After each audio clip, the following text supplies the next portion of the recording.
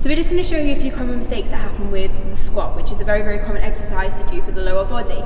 So what happens is, as Brad's going down, it's very common for people to drop their knees in, and as your knees are bowing in, you're putting a lot of pressure on your inner side of your knees, and also you're not actually activating your glutes, which is what you want to get from this exercise as well. And you're going to cause a lot of alignment issues with that angle going in, particularly for women that have a tighter angle. You're going to get a lot of pressure in the knee. The second common problem that we see is Brad turns to the side, is when you squat down, is people are leaning their body forward when you want to be pushing your bum backwards.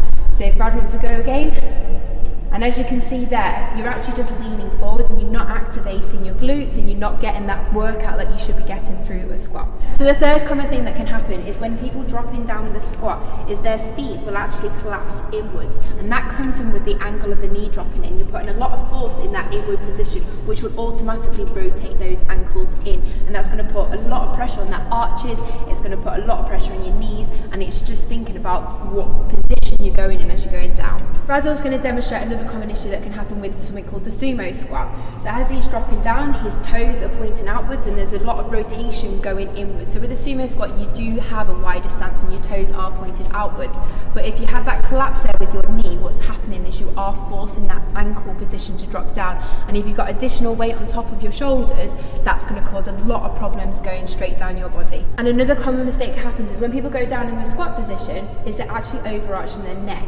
And what they're doing is they're looking upwards at themselves in a mirror, or they're just looking forwards.